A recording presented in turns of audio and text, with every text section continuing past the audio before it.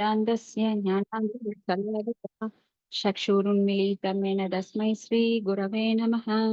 श्रीचैतन्यमनोभीष्टं स्थापिनमेन भूतले स्वयं रूपगदामाह्यं तदादि स्वपदान्तिकं वन्देऽहं श्रीगुरो श्रीयुतपदकमलं श्रीगुरून् वैष्णवां च श्रीरूपं साकृतितं सगणरघुनाथान्वितं तं सजीवं सात्वैदं सावधूतं परिजन सहितं कृष्ण चैतन्य देवं श्री राधा कृष्ण पादान् सगण ललिता श्री विशाखान्वितांस हे कृष्णा करुणा सिन्धो दीनबन्धो जगत्पदे गोपेश गोपिका कान्त राधा कान्त नमोऽस्तुते।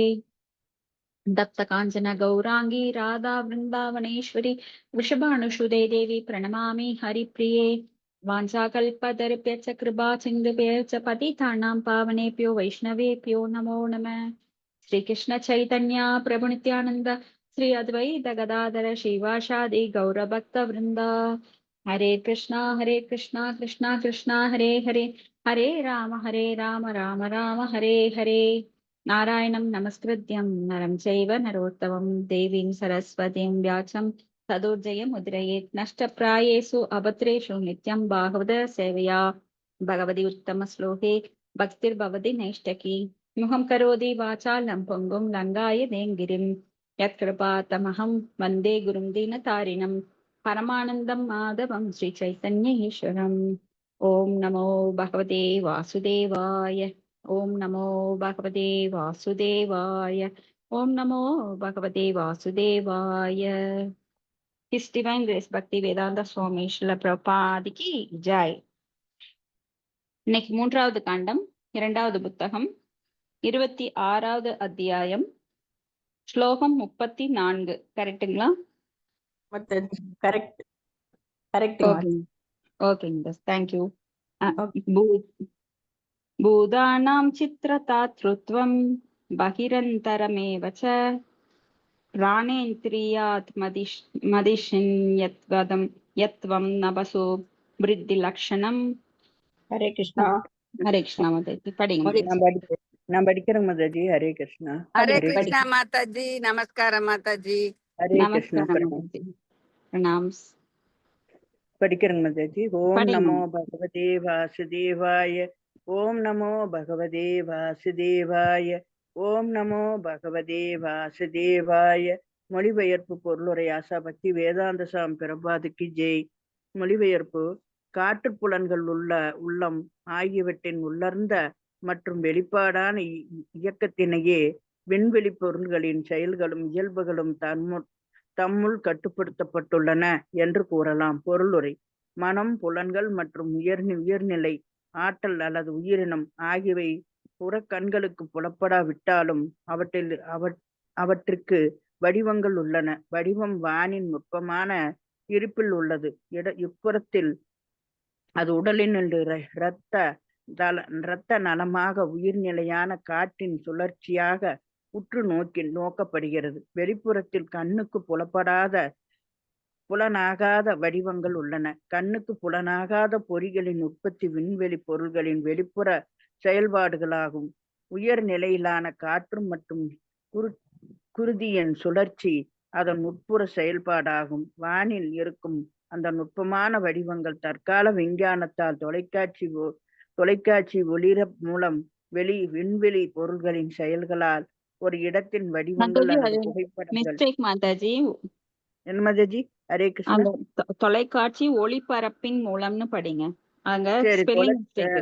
தொலைக்காட்சி ஒளிபரப்பின் மூலம் விண்வெளி பொருள்களின் செயலால் ஒரு இடத்தில் வடிவங்கள் அல்லது புகைப்படங்கள் வேறொரு இடத்திற்கு அனுப்பப்படுவதாக நிரூபிக்கப்பட்டுள்ளன.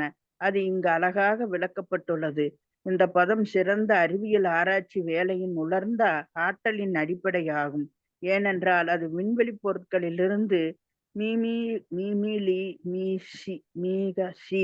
நுட்பமான வடிவங்கள் எவ்வாறு உற்பத்தி செய்யப்படுகின்றன என்பதையும் அதன் குணநலன்கள் செயல்கள் என்ன என்பதையும் நாம் உணர்த்தக்க மூலம் பொருள்களான காற்று, தீ, நீர் மற்றும் பூமி ஆகியவை எவ்வாறு நுட்பமான வடிவத்திலிருந்து வெளிப்படுகின்றன என்பதையும் விளக்குகிறது. நினைத்தல், உணர்தல் மற்றும் விரும்புதலின் மனநிலை செயல்கள் அல்லது உளவியல் சார்ந்த செயல்களும் விண்வெளி பொருட்களின் அடிப்படையில் அமைந்துள்ளன. மரணத்தின் போதுள்ள மனநிலையே அடுத்த பிறப்பின் அடிப்படையாகும் என்னும் கீதையின் கருத்து பாதத்தில் வலியுறுத்தப்பட்டுள்ளது. நுட்பமான வடிவத்திலிருந்து முழு மூலப்பொருட்களின் வளர்ச்சி அல்லது மாசுபடும் வாய்ப்பு ஏற்பட்டவுடன் மனநிலையானது தொட்டு உணரத்தக்க வடிவமான மாற்றம் பெறுகிறது. ஹரே கிருஷ்ண மாதாஜி. பிரணாமஸ் மாதாஜி. இப்ப இங்க சூட்சுமமான உடல் பற்றிய விளக்கம் இங்க நம்மளுக்கு சொல்லப்படுது. அதுக்கு சில பிரபுபாதர் பொருளுரையில சொல்றாரு. அப்போ இந்த காற்று போன்றவையெல்லாம் நம்ம உணரத்தான் முடியும், அதை பார்க்க முடியாது. யாராவது காற்றை பார்த்திருக்கிறோமா அப்படின்னு கேட்டா கிடையாது. காற்றை உணர முடியும். அது குளிர்காற்றா அல்லது வெப்ப காற்றா இல்ல அது வறட்சியான காற்றா அப்படிங்கிறத. அப்போ மனம், புலன்கள், உயர்நிலை ஆற்றல் அல்லது உயிரினம் ஆகியவை புறக்கண்களுக்கு புலப்படாவிட்டாலும் அவற்றிற்கு வடிவங்கள் உள்ளது. ஏன்னா அது விண்வெளியிலிருந்து தோன்றுபவை. அதனாலதான் இன்னைக்கு தொலைக்காட்சிகள், இன்னைக்கு ரேடியோ ஒளி அலைப்பரப்புவது, ரேடியோ மூலம் நிறைய செய்திகளை முதல்ல அந்த காலத்துல கேட்டாங்க, கொஞ்ச காலத்துக்கு முன்னாடி. அதுவே இப்ப திரைப்படங்கள், அப்புறம் திரைப்படத்துக்கு அப்புறம் டிவி அப்படின்னு அந்த அந்த அலைகள் காற்று அலைகள். இப்ப செல்போன் நாம எப்படி பேசுறோம், நாம இத்தனை பேர் எப்படி இணைஞ்சிருக்கோம் இந்த அலைகள் மூலமா. அது கண்ணுக்கு தெரியுமா? எப்படி இதெல்லாம் இன்னும் ஒரு 100 வருஷத்துக்கு முன்னாடி பேசியிருந்தீங்கன்னா உங்களை போட்டு அடிச்சிருப்பாங்க. நான் பேச முடியும், யோசியில நான் இப்ப கான்டாக்ட் பண்ணுவேன் அப்படின்னா நீ என்ன பைத்தியக்காரனா, முடியாத ஒரு காரியத்தை நீ சொல்ற அப்படின்னு சொல்லி நீ ஏமாற்றுக்காரன் அப்படின்னு சொல்லி போட்டு உதைச்சிருப்பாங்க. அதே போல தொலைக்காட்சியில படம் தெரியும், அங்க நடக்கிறத இங்க பார்க்கலாம். உலகத்தின் எந்த மூலையில நடக்கிறத இப்ப லைவ் நம்ம பார்த்துட்டு இருக்கோம். கிரிக்கெட், ஃபுட்பாலு, இந்த மாதிரி எங்க நடந்தாலும் நம்ம அதை நேரலையாக இங்க பார்த்துட்டு இருக்கோம், உட்கார்ந்த இடத்துல பார்த்துட்டு இருக்கோம். அது போலத்தான் நாம பகவத்கீதையிலையும் பார்க்கிறோம். திருதராஷ்டிரன் அவரும் யார் மூலமா? சஞ்சயின் மூலமா பார்த்தார், கேட்டார். சஞ்சயன் நேரா பார்த்தார் ஒரு இடத்துல உக்காந்து. குருட்சேத்திரம் வேற பக்கம் இருக்கு, ஆனா இவர் அரண்மனைக்குள்ள உக்காந்துட்டு அந்த நேரலை அப்படியே லைவா சொல்லிட்டு இருந்தார்.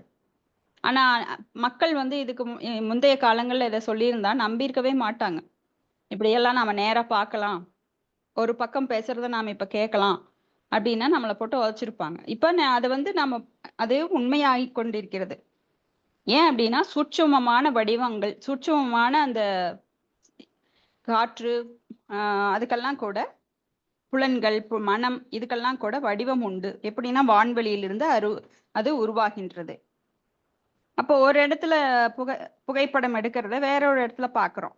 இப்போ நிறைய பேர் ஃபாரின்ல குழந்தைங்க இருக்காங்க, பேரங்க இருக்காங்க, அவங்க கூட எப்படி பேசுறாங்க? வீடியோ கால் மூலமா பேசுறாங்க. அது எப்படி சாத்தியமாச்சு? அவங்க அங்க பேசும்போது நாம இங்க நேரா அவங்க வடிவத்தை பார்த்துட்டே நம்ம பேசுறோம்.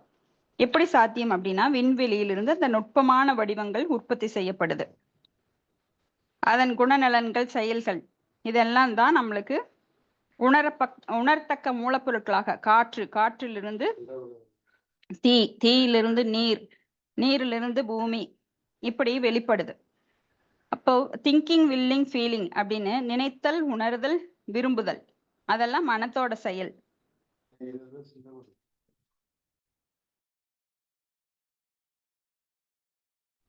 மரணத்தின் போது உள்ள மனநிலையே அடுத்த பிறப்போட அடிப்படை அப்படிங்கிறது சூட்சுமமானது.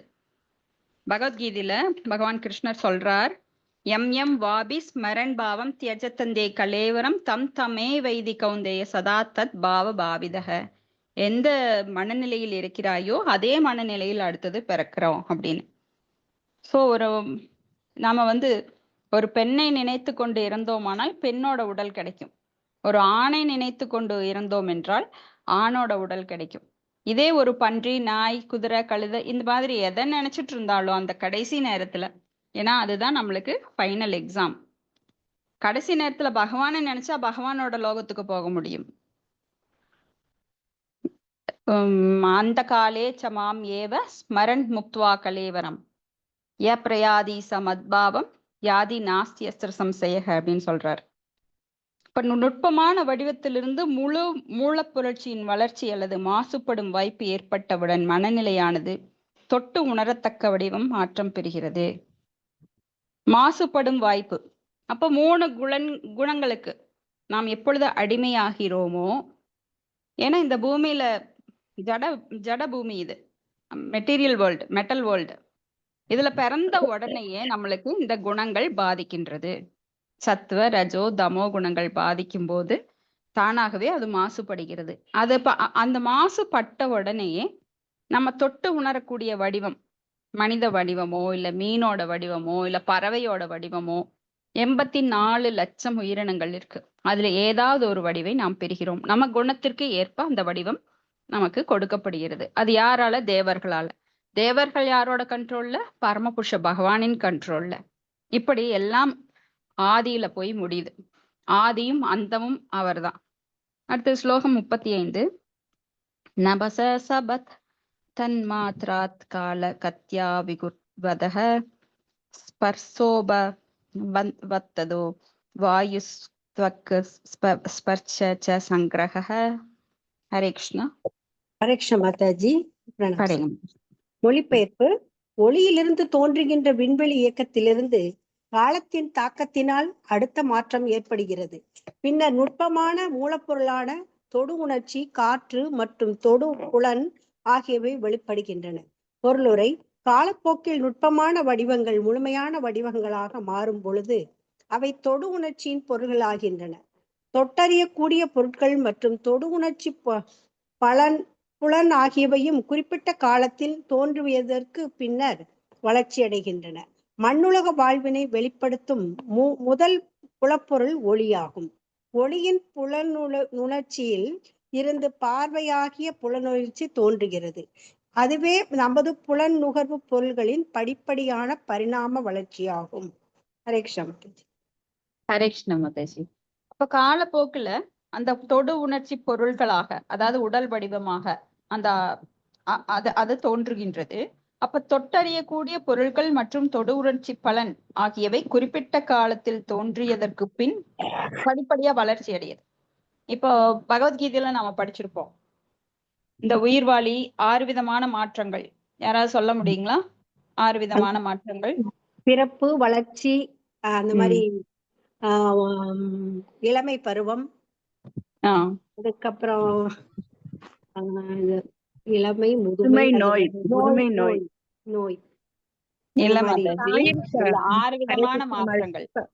தாயின் கருவறையில் உற்பத்தியாகுதல் மாதாஜி, பின்பு பிறப்புதல், சிறிது காலம் தங்குதல், உபரி பொருட்களை உற்பத்தி செய்தல், பின்பு சிறிது சிறிதாக தேய்தல், பின்பு மறைதல் மாதாஜி. Very good Mataji. அப்ப இந்த மாதிரி வளர்ச்சி அடையுது. அப்ப மண்ணுலக வாழ்வினை வெளிப்படுத்தும் முதல் புலன் பொருள் வந்து ஒளி. இப்ப மண்ணுலகுல நாம சவுண்ட நாம கேக்குறோம். இப்ப ஒளியின் புலனுகர்ச்சியிலிருந்து பார்வைக்குரிய புலனுகர்ச்சி தோன்றுகிறது. அப்புறம் பார்வை, அதுவே நமது புலனுகர்வு பொருட்களின் படிப்படியான பரிமாண வளர்ச்சி. இப்ப ஒரு குழந்தை பிறந்ததுன்னா முதல்ல காதால அது கேக்குது. தாய் வந்து கொஞ்சரா, கண்ணை முழிக்கிறது கிடையாது. குழந்தை கொஞ்ச நாட்கள் கழித்து, சில சமயங்கள் பார்த்தீங்கன்னா கொஞ்சம் மணி நேரம் கழிச்சு கண்ணை திறக்கும். ஆனா அது காது வந்து முதல்ல ஒர்க் ஆகுது. அடுத்தது பதம் 36. மிருதுத்வம் கடினத்வம் சைத்ய முஷ்ணத்வ மேவச்ச ஏதத் ஸ்பர்சஸ்ய ஸ்பர்ஷத்வம் தன்மாத்ரத்வம் நபஸ்வதஹ. ஹரே கிருஷ்ணா. காற்றின் நுட்ப வடிவமாக வர்ணிக்கப்படும் தொடு உணர்ச்சியின் தனிப்பட்ட இயற்கை குணங்கள் மென்மை, கடினத்தன்மை, குளிர்ச்சி மற்றும் வெப்பம் ஆகியவை ஆகும். பொருளுரை. தொட்டு உணரத்தக்க உணர்ச்சியே வடிவத்தினுடைய ஆதாரமாகும். உண்மையில் பொருட்கள் இரு வேறுபட்ட வழிகளில் உற்று நோக்கப்படுகின்றன. அவை மென்மை அல்லது கடினத்தன்மை, குளிர்ச்சி அல்லது வெப்பம் மிகுந்தவை. இந்த தொட்டறியக்கூடிய புலன்கள் தொடு உணரத்தக்க செயல் வானிலிருந்து உருவாக்கப்பட்ட காற்றிலிருந்து தோன்றுவதாகும். ஹரே கிருஷ்ணா. நன்றி மாதாஜி. அப்ப காற்றின் மூலமாக அந்த தொடு உணர்ச்சியில என்னென்ன தன்மைகள் இருக்கு? ஒண்ணு மென்மையா இருக்கும், இல்ல கடினமா இருக்கும், இல்ல குளிரோ வெப்பமோ இருக்கும். இப்படி அது வந்து காற்றிலிருந்து அந்த தொடு உணர்ச்சி உருவாக்குது. ஸ்லோகம் 37. சலனம் வியூகனம் பிராப்திர் நேத்ருத்வம் திரவ்ய சப்தயோக சர்வேந்திரியானாமாத்மத்வம் வாயோ கர்மாபிலஷனம். படிக்கிறேன் மாதாஜி. படை காற்றின் செயலானது அசைவுகளிலும் களத்திலும் ஒளி உள்ளிட்டு பிற புலன்களை உற்று நோக்கும் பொருள்களை அறிந்து கொள்வதிலும் புலன்களும் சரியாக வேலை செய்வதற்கான சூழ்நிலை தருவதிலும் வெளிப்படுகிறது. பொருளுரை: மரத்தின் கிளைகள் அசையும் பொழுது அளந்து உலர்ந்த இலைகள் தரையில் ஒன்று சேரும் பொழுது நாம் காற்றின் செயலை உற்று நோக்க முடியும். அதுபோல காற்றின் செயலால் மட்டுமே உடல் அசைகிறது. காற்றின் சுழற்சி தடைப்படும் பொழுது பல நோய்கள் வருகின்றன. பக்கவாதம், நரம்பு தளர்ச்சி, மூளை கோளாறு மற்றும் பலவித நோய்கள் உண்மையில் காற்றின் சுழற்சியின் போதுமான அளவு இல்லாததால் ஏற்படுகின்றன. ஆயுர்வேத முறையில் இந்த நோய்கள் காற்று சுழற்சியின் அடிப்படையில் ஆய்ந்து பார்க்கப்படுகின்றன. தொடக்கத்திலிருந்தே ஒருவர் காற்று சுழற்சி முறையை பற்றி அக்கறை எடுத்தால் அம்மாதிரி நோய்கள் வர இயலாது.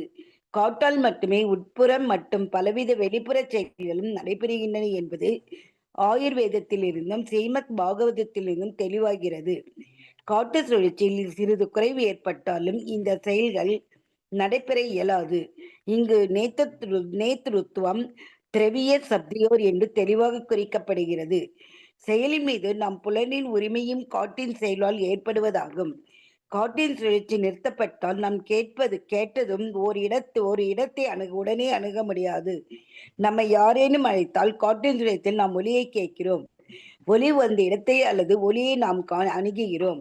இவை எல்லாம் காற்றின் அசைவுகள் ஆகும் என்பது இந்த பதத்தில் தெளிவாக கூறப்பட்டுள்ளது. நர்மலத்தை நுகர்ந்து அறியும் திறனும் காற்று செயலால் ஏற்படுவதாகும். ஹரே கிருஷ்ண மாதாஜி. தேங்க்யூ. ஹரே கிருஷ்ண மாதாஜி. அப்போ நம்மளுடைய உடலில் உள்ள ஆத்மாவானது 5 விதமான காற்றுக்களால் சூழப்பட்டிருக்கு. சமான, சமான, உதான, விதான, பிராண, இந்த மாதிரி 5 விதமான காற்றுக்களால் மூடப்பட்டிருக்கு. அப்ப யோகிகள் என்ன செய்யறாங்கன்னா, இந்த காற்றை எல்லாம் அடக்கி உள்மூச்சை வெளிமூச்சாகவும் வெளிமூச்சை உள்மூச்சாகவும் இந்த பிராணயாமா அப்படின்னா காற்றை அடக்கி வைக்கிறது. அப்ப இந்த காற்றுக்களை எல்லாம் அடக்குவதன் மூலமாக அந்த ஆத்மாவை விடுவித்து அதை வந்து பிரம்மரந்திரத்துல மேல எழுப்பி அந்த நெற்றி தலையினோட உச்சியில, குழந்தைகளுக்கெல்லாம் பாத்தீங்கன்னா அந்த இடம் ரொம்ப சாஃப்டா இருக்கும். அத பிறந்த குழந்தை வந்து ரொம்ப ஜாக்கிரதையா பாத்துக்குவாங்க. அந்த உச்சியில வந்து ரொம்ப மென்மையா இருக்கும். எதனால அப்படின்னா அது பிரம்மரந்திரம் அப்படின்னு சொல்லப்படுது.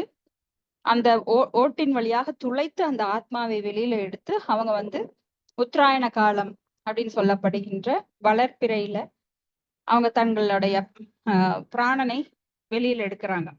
இந்த 9 வாயில் கொண்ட குடிலையில அவங்க வந்து அந்த ஆத்மாவை விடுவிக்கிறாங்க. சோ இந்த மாதிரி யம நியம ஆச்சன பிராணயாம பிரத்யங்கார தாரண தியான இந்த மாதிரி அஷ்டாங்க யோக முறையின் மூலமாக அவங்க வெற்றி பெறும் ஒரு சிலர் மட்டுமே. எல்லாருக்குமே அது வெற்றி கிடைக்காது. ஏன்னா அவங்க கண்ணை மூடி தியானிக்கும் போது அது உத்தராயணமா இல்ல மாறுபட்டதா அப்படின்னு எல்லாம் அவங்களுக்கு தெரியாது. இல்ல வளர்ப்பிறையா இல்ல தேய்பிறையா அப்படிங்கிறது தெரியாது.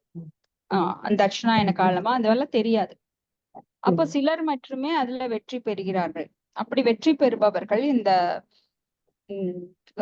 ஆத்மாவை விடுவித்து அவங்க வந்து பக்தி செய்யாமல் இருந்தால் அவங்க மறுபடியும் அதுல தோத்து போயிடுறாங்க. ஏன்னா பக்தி தான் இறுதி நிலை. ஏன்னா அந்த யோகா லேடர்ல நீங்க பார்க்கலாம், எத்தனை விதமான யோகா செஞ்சாலும், தலைகீழா குட்டிக்கரணை அடிச்சாலும், நெருப்புல போய் தவம் இருந்தாலும், ஒற்றை காலை தூக்கி தவம் இருந்தாலும், தண்ணிக்குள்ள தவம் இருந்தாலும் அவங்கனால பக்திங்கிற படியை தொடாம அவங்கனால பகவானோட லோகத்துக்கு போக முடியாது. அப்படிப்பட்டவர்கள் கிரமமுக்தி படிப்படியாக ஒவ்வொரு லோகங்களுக்காக போய் அங்க அவங்க வந்து பக்தி கிடைச்சா மறுபடியும் பகவானோட லோகத்துக்கு போலாம். ராஜலட்சுமி மாதாஜி நீங்க மியூட் பண்ணிக்கங்க, ஏன்னா ஒரு சத்தம் வருது கொடக்குன்னு. அப்போ இப்படி படிப்படியா அவங்க வந்து பகவானோட லோகத்துக்கு பரலோகத்துக்கு போகலாம். அப்படி அவங்க வந்து ஒவ்வொரு லோகமா போகும்போது அந்த லோகங்கள்ல அவங்களுக்கு கவர்ச்சி ஏற்பட்டது என்றால் அவங்க அங்க லாக் ஆயிடுவாங்க.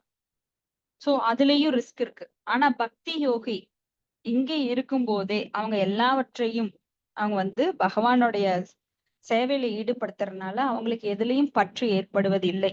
எந்த விதமான பொருளையும், பெண் கவர்ச்சியோ இல்ல வேற எந்த பொருள் கவர்ச்சியோ எதுவுமே கிடையாது. ஆனா நேத்தின்னு சொல்லி தன்னை வலுக்கட்டாயமாக எல்லாவற்றிலிருந்தும் விடுவிக்கும் யோகிகள் எப்படியும் ஏதாவது ஒரு சிக்கல்ல மாட்டிக்குவாங்க. ஏன்னா தெய்வீ ஹெஸ்ஸா குணமயி மம மாயா துரத்தியா மாமியவையே பிரபத்தியந்தே மாயாம் ஏதாம் தரதிதே. அந்த தெய்வீக சக்தி, மாயை சக்தியானது தெய்வீக சக்தி தான், பகவானோட சக்தி தான். இருந்தாலும் அது மிகவும் வலிமையானது. பகவானே சொல்றார், இது வெல்லுவதற்கரியது. ஆனால் என்னை சரணடைந்தவர்கள் இதை எளிதில் வெல்லலாம் அப்படின்னு. அப்ப இந்த ஆயுர்வேதத்துல எல்லாம் நீங்க பாத்தீங்கன்னா இந்த காற்று சுழற்சியின் அடிப்படையில தான் அவங்க ஆராய்ச்சி செய்வாங்க. உங்களுக்கு வந்து வாதமா, பித்தமா, கபமா, எது இம்பேலன்ஸா இருக்கு. அப்ப அந்த ஆயுர்வேதத்துல அந்த காற்றின் சுழற்சி அதை சரி செய்வாங்க. அதனாலதான் நிறைய பேரு பிராணயாமா பண்ணுவாங்க. காலையில எந்திரிச்சு மூச்சு பயிற்சியின் மூலமா அந்த தடைப்படும் இயக்கங்களை சரி பண்றாங்க. இப்ப காற்றின் சுழற்சி நிறுத்தப்பட்டால் நான் கேட்பதும் ஒரு இடத்தை உடனே அணுக முடியாது. காற்று அசைவதனாலதான் இந்த மரங்கள் எல்லாம் அசையும் போது அந்த ஒளி அதிர்வுகள் ஏற்படுது, ஒரு சலனம் வரும். அப்ப காற்றினாலதான் நம்ம உடம்பும் அசைகின்றது. காற்று இல்லைன்னா எதுவுமே நடக்காது. அப்போ ஒளி வந்த இடத்தை, அந்த ஒளியை நாம் அணுகிறோம். இவையெல்லாம் காற்றின் அசைவுகள் ஆகும். இப்போ காற்று இல்லைன்னா இந்த பூமியில எதுவுமே இருக்காது. இப்ப நறுமணத்தை நுகர்ந்தறியும் திறனும் காற்றின் செயலாளர். இப்ப பூ ஒரு இடத்துல பூத்திருக்கும், ஆனா அந்த நறுமணம், பூ பூத்திருக்குதுங்கிற நறுமணம் நம்மளுக்கு கிடைச்ச உடனே தான் நாம அந்த இடத்த போய் பார்ப்போம், பூ பூத்திருக்கும். ஆனா முதல்ல அந்த பூ பூக்கிறதோட சிம்டம் எப்படி தெரியுது? அது காற்றில் நறுமணம் வரும்போது, நம் மூக்கால் நுகரும் போது அந்த பூ பூத்திருக்கிறதுங்கிறத எனக்கு பார்வையால 2வது போய் பாக்குறோம். அடுத்தது பதம் 36. வாயோஷ்ச ஸ்பர்ச்சந்த சதன் மாத்ரா ரூபம் தைவேரிதாத பூத் சமுத்திதம் ததஸ்தேஜஸ்ஸு ரூபோ பலம். ஹரே கிருஷ்ணா. மொழிபெயர்ப்பு. காற்றின் செயலெதிர் செயல்களால் மற்றும் தொடு உணர்ச்சிகளால் விதியின்படி ஒருவர் வேறுபட்ட வடிவங்களை பெறுகிறார். அந்த வடிவங்களின் தோற்றத்தால் தீ ஏற்படுகிறது. வண்ணத்தில் வேறுபட்ட வடிவங்களை கண் பார்க்கிறது. பொருளுரை. விதியினால் தொடு உணர்ச்சி, காற்றின் செயலெதிர்ச்சி செயல்கள், புலன் கடந்த மூலப்பொருளால் உருவாக்கப்பட்ட மனநிலை, இவற்றால் ஒருவர் தன்னுடைய முந்தைய செயல்களின்படி உடல் பெறுகிறார். உயிரினம் ஒரு வடிவத்திலிருந்து மற்றொன்றிற்கு இடம் மாறி செல்கின்றது என்பதை சொல்ல தேவையில்லை. விதியின்படி மனநிலை மற்றும் காற்றின் சுழற்சியை கட்டுப்படுத்தும் உயர் சக்தியின் ஏற்பாட்டினால் அவரது வடிவம் மாறுகிறது. வடிவம் என்பது பல்வேறு வகைப்பட்ட புலன் உணர்வின் கூட்டு ஆகும். முன்பே முடிவு செய்யப்பட்ட செயல்கள் எல்லாம் மனநிலை மற்றும் காற்றின் செயல் எதிர் செயலின் திட்டங்கள் ஆகும். ஹரே கிருஷ்ணா மாதாஜி. தேங்க்யூ. ஹரே கிருஷ்ணா. தேங்க்யூ மாதாஜி. அப்ப காற்றின் செயலெதிர் செயலால் தொடு உணர்ச்சிகளால் விதியின்படி ஒருவர் வேறுபட்ட வடிவங்களை பெறுகிறார். இப்ப தொடு உணர்ச்சி அப்படிங்கிறது என்ன? நாம் வந்து அதனாலதான் எல்லாத்தையும் அனுபவிக்க விரும்புறோம். ஒரு மெத்தையில படுக்கிறோமா, ஆஹா எவ்வளவு சுகமா இருக்கு. ஒரு காலுக்கு நல்ல ஸ்லிப்பர், காஸ்ட்லியான ஸ்லிப்பர் வாங்குறோமா, ஆஹா எவ்வளவு சுகமா இருக்கு. சோ ஒரு வீட்டுல இருக்கமா, அந்த வீட்டுக்குள்ள ஏசி, ஃபேனு, பளபளப்பான தரை, இப்படி எல்லா சுகமும் எதனால வருது? தொடு உணர்ச்சியினால. அனுபவிக்கின்ற எண்ணம் எதனால வருது? தொடு உணர்ச்சியினால. ஒரு ஆண் பெண் கவர்ச்சி, அது தொடு உணர்ச்சியினால. கண்கள் ஒன்றை பார்க்கின்றது, அதை பார்க்கும்போது அதை வாங்க விரும்புது, அதை அனுபவிக்க விரும்புறோம். ஒரு ஆபரணங்கள், அது தொடு உணர்ச்சி. ஒரு ட்ரெஸ் போடுறோமா, அதுவும் தொடு உணர்ச்சி. இப்படி எல்லா வகையான இன்பங்களையும் இதன் மூலமா அனுபவிக்கும் போது அந்த ஆசைகள் பேராசையாகின்றது. காம குரோத ரஜோகுணம் தோன்றுகிறது. அந்த ரஜோகுணத்தின் வடிவினால் நமக்கு இந்த புலன்களானது கொடுக்கப்படுகின்றது. அனுபவிக்கின்ற ஆசை, அதற்கு ஏற்ற உடல் நம்மளுக்கு படிப்படியா கொடுக்கப்படுது. எந்த புலன்களை அதிகமாக ஈடுபடுத்துகிறோமோ அந்த புலன்களுக்கு ஏற்ப உயிரினங்கள் மாறுபடுது. சிலர் வந்து பன்றி அப்படின்னா அது மலம் தின்ன ஆசைப்படும். என்னதான் நீங்க பாலும் நெய்யும் கலந்த சுவையான உணவை கொடுத்தாலும் அதுக்கு இஷ்டம் இருக்காது. அது போல நிறைய புலன்களை ஒவ்வொருத்தரும் யூஸ் பண்ணுவாங்க. அதுக்கு தகுந்த மாதிரி உடல் வந்து ஒவ்வொருத்தருக்கும் அடுத்த பிறவியில கொடுக்கப்படுது. சோ விதியால் தொடு உணர்ச்சி, காற்றின் செயலெதிர் செயல்கள், புலன் கடந்த மூலப்பொருட்கள், உருவாக்கப்பட்ட மனநிலை இவற்றால் ஒரு தன்னுடைய முந்தைய செயல்கள் படி உடல் பெறுகிறார். அப்போ ஒரு உடல் இருந்து மற்றொரு உடலுக்கு இது வந்து ஆத்மா மாறிட்டே போகுது. அப்ப மனநிலை மற்றும் காற்றின் சுழற்சியை கட்டுப்படுத்தும் உயிர் சக்தியின் ஏற்பாட்டினால் அவரது வடிவம் மாறுகிறது. இப்ப மனநிலை வந்து இப்ப காற்றை நாம சரியா கட்டுப்படுத்தல, அப்போ எந்த உங்களுக்கு அபானவாயுனா நம்மளுடைய கேஸ்ட்ரிக் ப்ராப்ளம் இருக்கிறவங்களுக்கு வந்து அபானவாயு வெளியேறும்.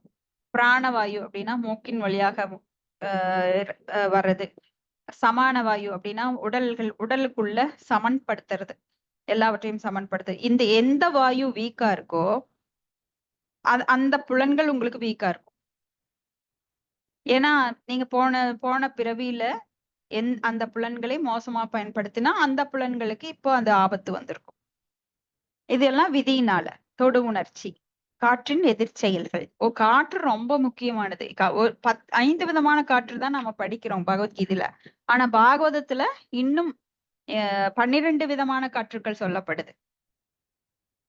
அடுத்தது பதம் 39.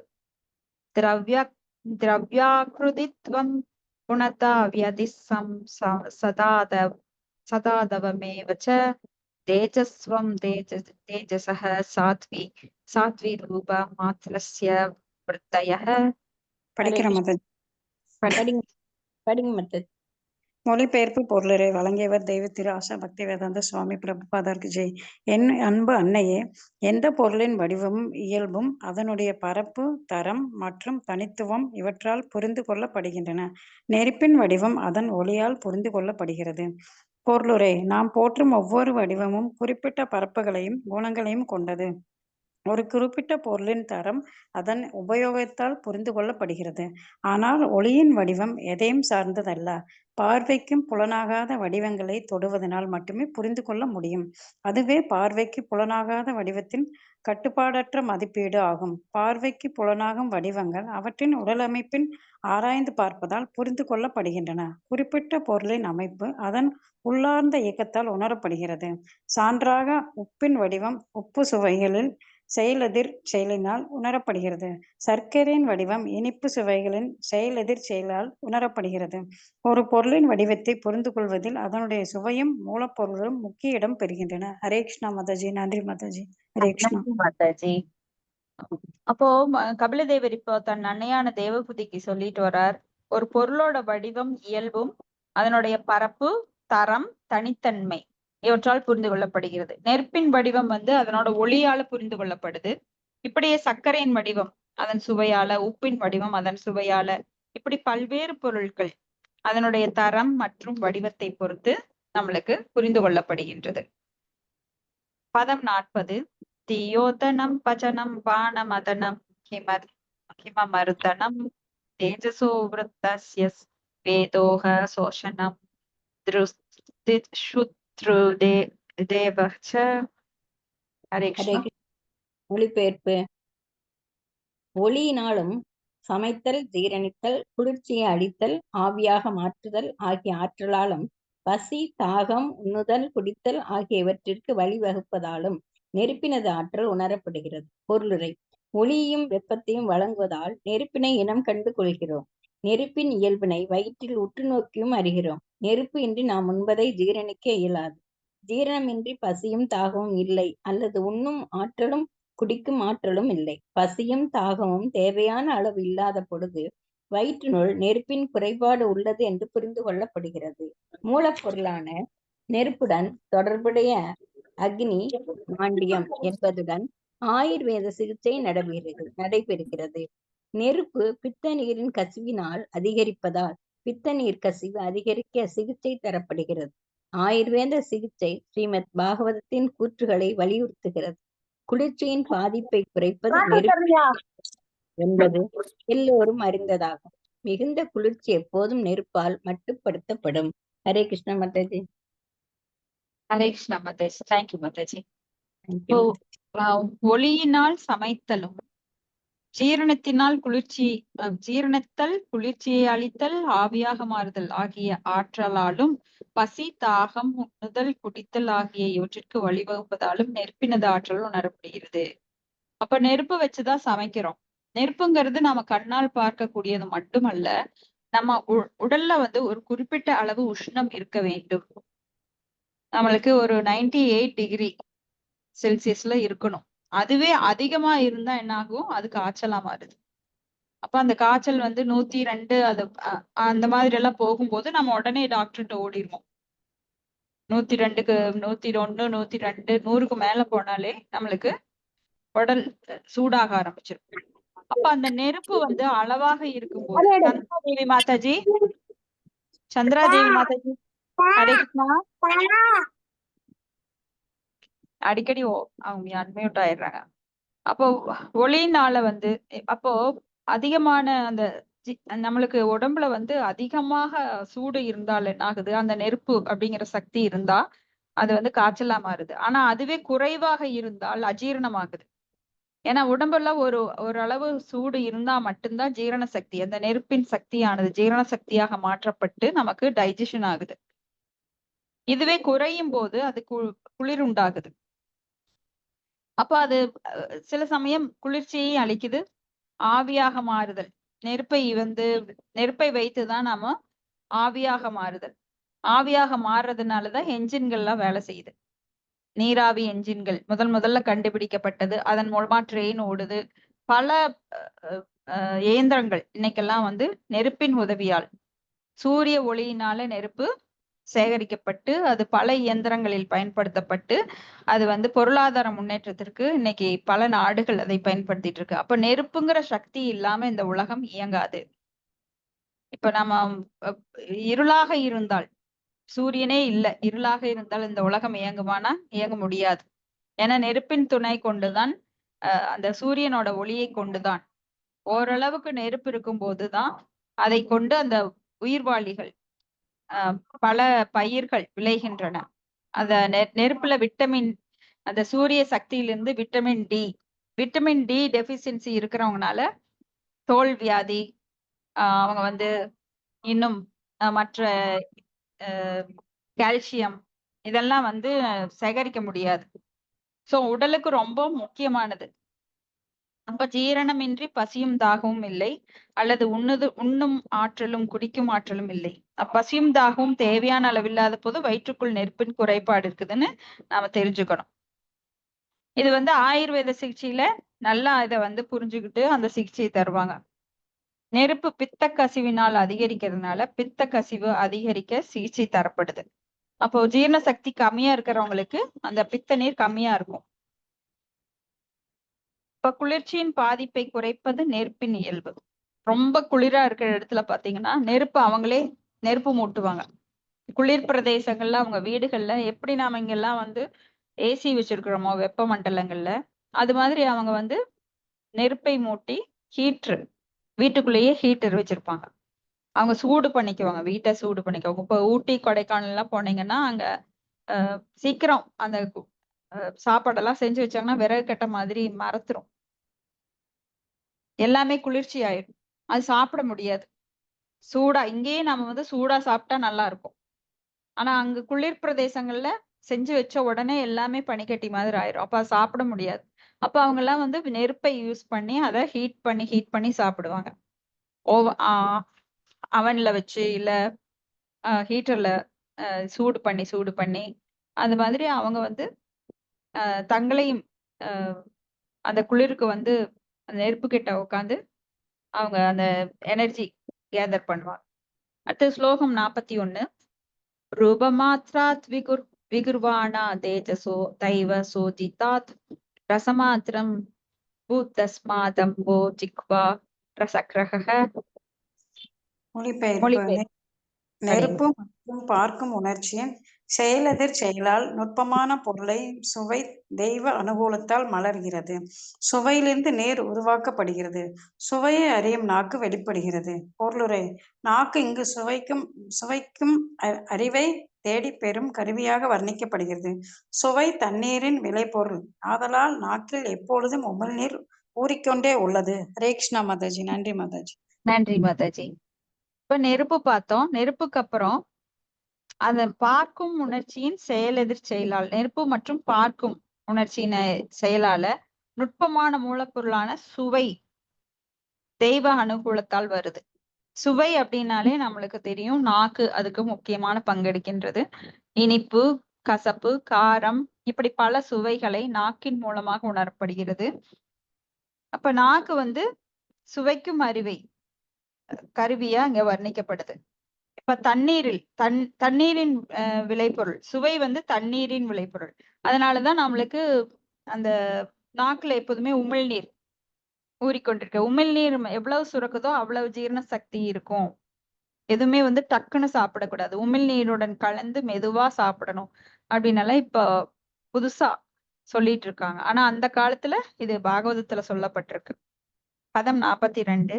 காஷயோ மதுரஸ்திக்த கட்வலம்ல இதி நைகதா பௌதிகானாம் விகாரேன ரச ஏகோ விபித்யதே. மொழிபெயர்ப்பு தொடக்க நிலையில் ஒன்றாக இருந்த போதிலும் சுவையானது பிற பொருள்களின் தொடர்பினால் துவர்ப்பு, இனிமை, கசப்பு, காரம், புளிப்பு, உப்பு என பல்வேறு வகை ஆகிறது. ஹரே கிருஷ்ணா மாதாஜி. நன்றி மாதாஜி. ஹரே கிருஷ்ணா மாதாஜி. அறுசுவை. அப்ப அறுசுவைகளும் நாக்கால் உணரப்படுகிறது. ஒரு நாளைக்கு நாம வந்து அறுசுவையும் சாப்பிடணும். நாம வெறும் துவர்ப்பு மட்டும் சாப்பிடக்கூடாது, கசப்பு மட்டும் சாப்பிடக்கூடாது, எல்லா சுவைகளும் கலந்து இருக்கணும். அதுக்காகத்தான் நம்ம அந்த கால சமையல்லையே பாத்தீங்கன்னா ஊறுகாய், அப்பளம், சாம்பார், ரசம், இனிப்பு, துவர்ப்பு, கசப்பு, பாவக்காய் இதெல்லாமே சேர்த்துக்குவாங்க. சோ அறுசுவைகளும் நம்ம சுவைக்கணும். அப்பதான் உடம்புல வந்து சீரா இருக்கும் அது. பதம் 43. கிளேத்தனம் பிண்டனம் திருப்பதி பிராணனாம் யாயனோந்தனம் தாபாபனோதோ பூயஸ்வமம் பசோ விருத்தயஸ்திப்பா.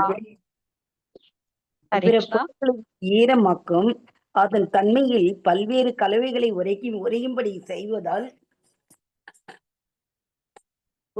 செய்வதால் திருப்தி தருவதால் வாழ்வை பாதுகாத்ததால் பொருள்கள் மென்மையாக்குவதால் வெப்பத்தை போக்குவதால் நீர்த்தேக்கங்களுக்கு இடைவிடாமல் தன்னை வழங்குவதால் தணிக்க முடியாத தாகத்தை தீர்த்து புத்துணர்ச்சி தருவதால் நீரின் சிறப்புகளை வெளிப்படுத்தப்படுகின்றன. பொருளுரை நீரை குடிப்பதால் பசியை தணிக்க முடியும். உண்ணாவிரதம் இருப்பதாக சபதம் எடுத்த ஒருவர் இடைவேளைகளில் சிறிது நீர் குடிப்பார். உண்ணாவிரதத்தின் சோர்வு உடனே தணிக்கப்படும் என்று சில சமயம் கண்டு அறியப்படுகிறது. வேதங்களில் அபோமயா பிராண என்னும் குறிப்பிடப்பட்டுள்ளது. வாழ்க்கை தண்ணீரை சார்ந்துள்ளது. தண்ணீரை கொண்டு எதையும் ஈரமாக்க முடியும் அல்லது நனைக்க முடியும். தண்ணீரை கலப்பதன் மூலம் மாவு கலவை தயாரிக்க முடியும். மண்ணுடன் நீரை கலப்பதால் சேறு உருவாகிறது. ஸ்ரீமத் பாகவதத்தின் தொடக்கத்தில் குறிப்பிடப்பட்டுள்ளது போல தண்ணீர் வேறுபட்டு திடமான பொருள்களின் பசைக்கல் கலவையின் ஒரு கூறாகும்.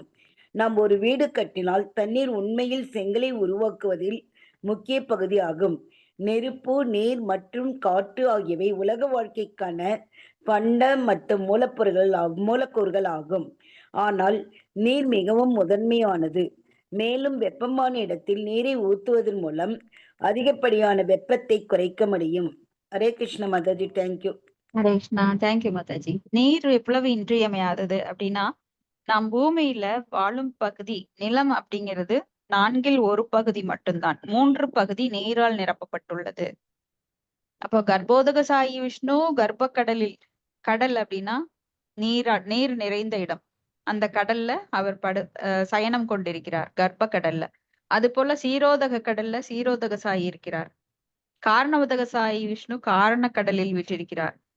அப்ப நீரின்றி அமையாத உலகு, வள்ளுவரோட வாக்கு இது. அப்போ நீர் என்பது உடலுக்கு மிகவும் இன்றியமைய. சாப்பிடாம கூட ஒரு 4 நாள் இருந்துடலாம், 5 நாள் இருந்துடலாம், 10 நாள் இருந்துடலாம். ஆனா நீர் இல்லாம இருக்க முடியாது. நீரை கொண்டு 10 நாள் சாப்பிடாம கூட இருக்கலாம். ஆனா ஒரு வாய் சிக்கிட்டா நம்ம உடனே தண்ணீரை தேடுறோம். விக்கல் எடுத்துன்னா உடனே தண்ணீரை தேடுவாங்க. சோ தண்ணீர் என்பது மிகவும் முக்கியமானது. அப்போ நீர் மற்றும் காற்று ஆகியவை உலக வாழ்வுக்கான பண்டமாற்று மூலக்கூறுகள். ஆனால் நீர் மிகவும் முதன்மையானது. ஏன்னா நீர் இல்லாம இந்த உலகத்துல வாழ முடியாது. ஏன்னா வெப்பம் அதிகரிச்சிடும். நீர் இருக்கிறதுனால தான் அந்த வெப்பத்தை அது தணிக்கின்றது. இப்ப மழை கொஞ்ச நாள் இல்லைன்னா என்ன ஆகும்? நிலத்தடி நீர் கம்மியாயிரும். நீர் இல்லைன்னா மக்கள் ரொம்ப சிரமப்படுவாங்க. இது கிட்ட இருக்கிறவங்களுக்கு தெரியாது. ராஜஸ்தான் மாதிரி மாநிலத்துல வாழ்றவங்களுக்கு தான் அந்த நீரோட அருமை தெரியும்.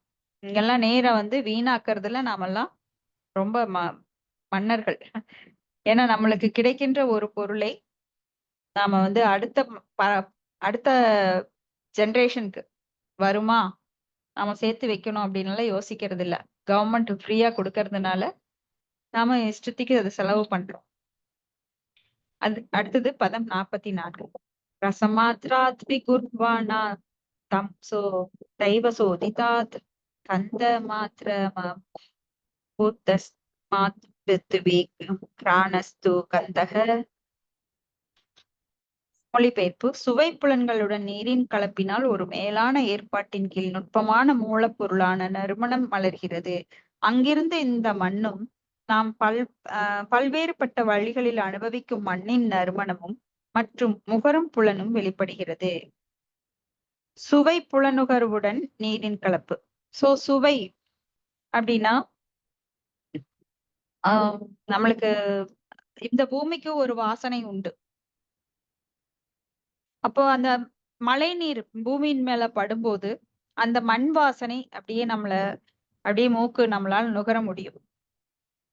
மழை லேசா துளிக்கும் போது அந்த மண்ணின் நீரோட கலப்பினால மண்ணிலிருந்து அந்த நறுமணம், மூலப்பொருளான நறுமணம். அங்கிருந்து இந்த மண்ணும் நாம் வேறுபட்ட வழிகளில் அனுபவிக்கும் மண்ணின் நறுமணமும் நுகரும் புலனும் வருது. மூக்கினால் அதை நுகர முடிகின்றது. அடுத்தது, இப்படி ஒவ்வொன்னா எப்படி பகவான் தோற்றுவிக்கிறார் அப்படிங்கிறத கபிலதேவர் தேவகூதிக்கு விவரிக்கிறார். நாமெல்லாம் ஓவராலா பார்ப்போம், நுணுக்கமா எல்லாம் பார்க்க மாட்டோம். உடம்பா அது ஒரு மெக்கானிக்கலா இது உடம்பு அப்படின்னு சொல்லிட்டு போயிடுவோம். ஆனா ஒரு டாக்டருக்கு தெரியும் நூக்கன் கார்னர் உடம்புக்குள்ள எவ்வளவு நரம்பு இருக்கு, எவ்வளவு எலும்பு இருக்கு. அது மாதிரி இப்போ பூமியை நாம ஒரு மேலோட்டமா பாக்குறோம். ஆனா எதிலிருந்து எது வந்தது? வானிலிருந்து காற்று வந்தது, காற்றிலிருந்து நெருப்பு வந்தது, நெருப்பிலிருந்து நீர் வந்தது, நீரிலிருந்து நிலம் வந்தது. இப்படியெல்லாம் நம்மளுக்கு பிரித்து ஆராய்ந்தறிய தெரியாது. அது பாகவதத்தின் மூலமா இப்ப கபிலதேவர் அந்த ஜட இயற்கை அடிப்படை தத்துவங்களை பற்றி கபிலதேவரின் போதனைகள் அத நம்ம அவங்களுக்கு சொல்றத வியாசதேவர் நம்மளுக்கு திருப்பி சொல்றது மூலமா நம்ம திரும்ப அதை கேட்டுட்டு இருக்கிறோம். பகவானுடைய படைப்புகளை தெரிஞ்சுக்கும் போதுதான் பகவான் இப்படி ஒரு அற்புதமானவர், அப்பா எவ்வளவெல்லாம் தோற்றுவிச்சிருக்கார், இன்னும் அறியாத விஷயங்கள் கோடானு கோடி. அப்ப இது நம்ம ஒரு சின்ன லெவல்ல தான் நம்ம பார்த்துட்டு இருக்கோம். பதம் 45.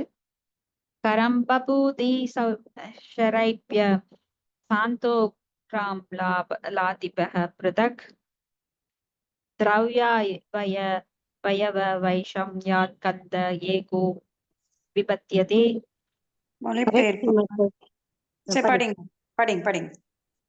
மொழிபெயர்ப்பு: மனம் ஒன்றானாலும் தொடர்புடைய பொருட்களின் பகுதிகளின்படி கலவையாக, குமட்டுவதாக, நறுமணமாக, மென்மையானதாக, காரமாக, அமிலத்தன்மை உடையதாக என்று பல்வேறு வகை ஆகின்றது. பொருளுரை: பல்பொருட் கலவை மனம் சில சமயம் பெருங்காயம் மற்றும் வேறுபட்ட நறுமண பொருட்களுடன் கலந்த காய்கறிகள் போன்ற பல்வேறு சுவையை கலவை கூறுகளிலிருந்து தயாரிக்கப்பட்ட உணவுப் பொருட்களில் உணரப்படுகிறது. துர்வாசனை மாசுக்கள் இடங்களில் உணரப்படுகிறது. நறுமணம் கற்பூரம், பச்சை கற்பூரம் போன்ற பிற பொருட்களிலிருந்து உணரப்படுகிறது. காரமணம் பூண்டு, வெங்காயம் இவற்றிலிருந்து உணரப்படுகிறது. அமிலமணம் மஞ்சள் மற்றும் அது போன்ற புளிப்பு பொருட்களிலிருந்து உணரப்படுகிறது. உண்மை நறுமணம் என்பது பூமியிலிருந்து வெளிப்படும் மனம் ஆகும். அது வேறுபட்ட பொருட்களுடன் கலக்கும் போது இந்த மனம் வேறுபட்ட வழிகளில் தோன்றுகிறது. ஹரே கிருஷ்ண மாதாஜி. ஹரே கிருஷ்ண மாதாஜி. அப்போ இங்க வந்து ஆஹ் ஒன்றுடன் ஒன்று கலக்கும் போது இப்படித்தான் கலவைகள் மூலமாக பலவிதமாக அது வெளிப்படுது. இப்ப மிளகாய் வறுத்தோம் அப்படின்னா என்ன வரும்? காரம் வரும். அது போல ஒரு ரோஜா மலரும் போது என்ன மனம் வரும்? ஒரு சுவையான மனம் வரும். அதுல இருந்து நறுமணமான ஒரு மனம் வரும்.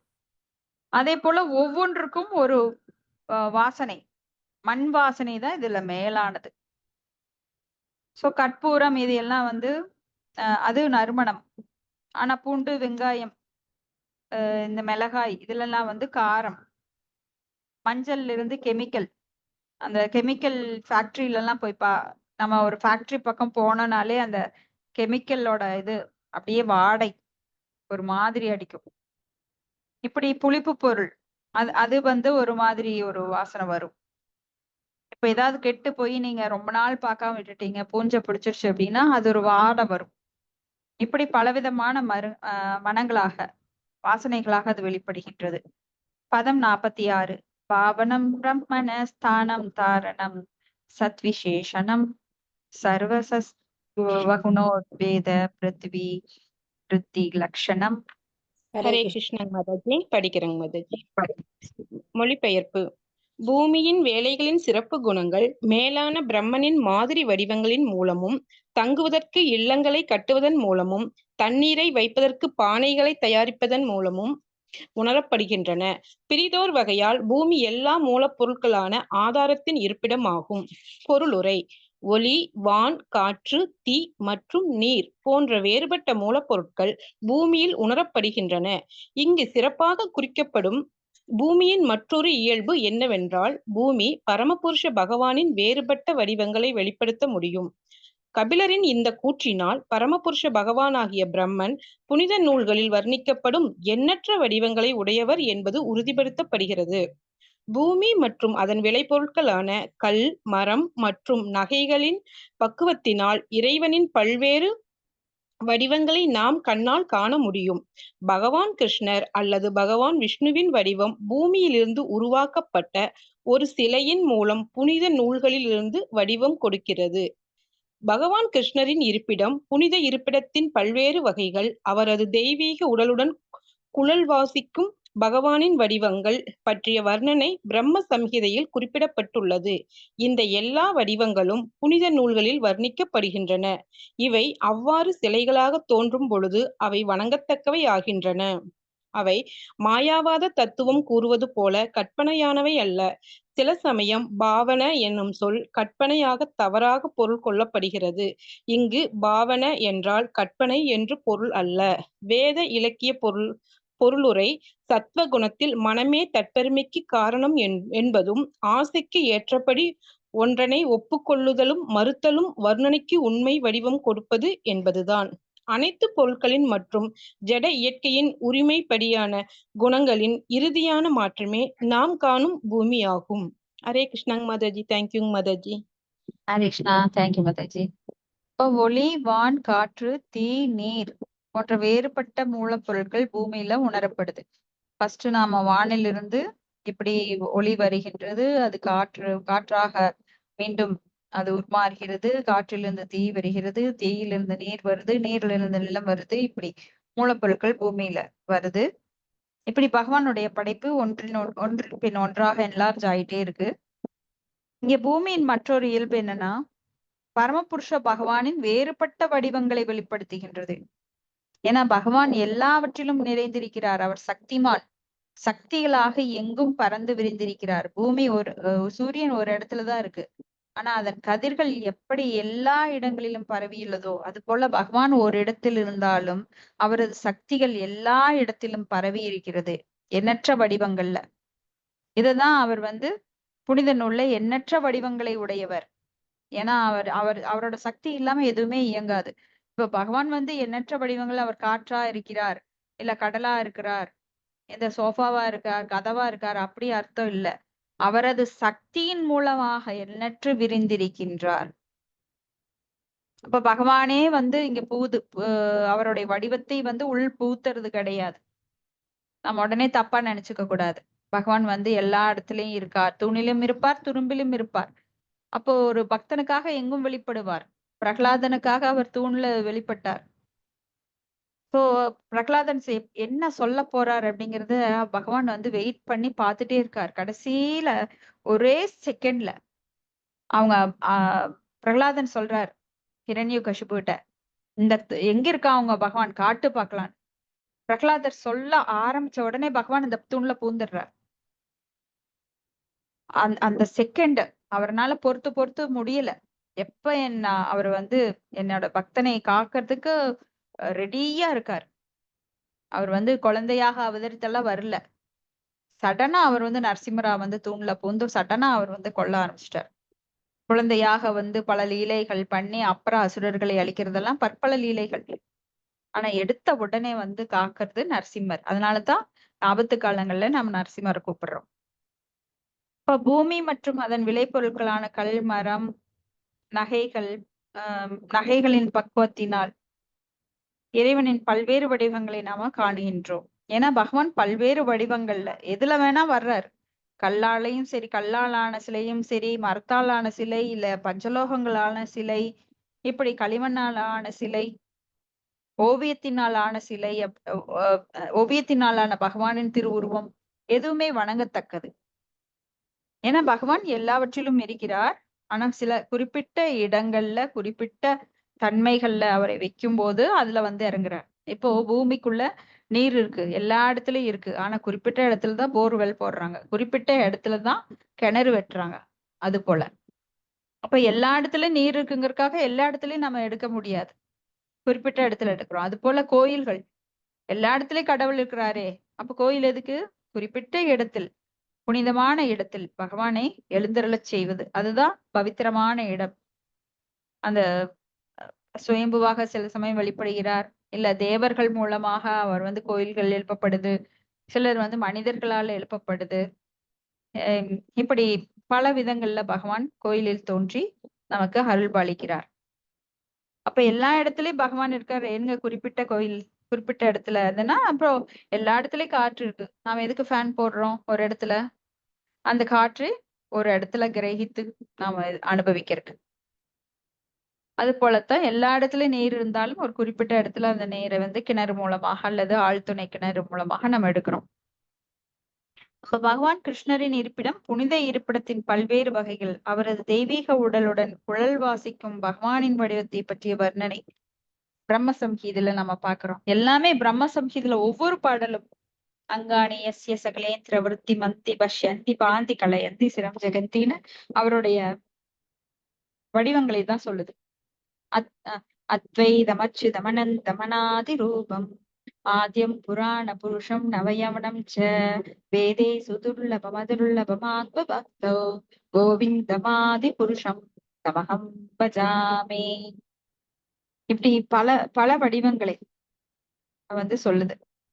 பிரேமே ஜனசுரித பக்தி விலோச்சனேன சந்த சதைவ ஹிருதயேஷு விலோகயந்தி யம் ஸ்யாம சுந்தரமசிந்த்ய குணஸ்வரூபம் கோவிந்தமாதி புருஷம் தமகம் பஜாமி அப்படின்னு குணத்தை பற்றியும் சொல்லுது.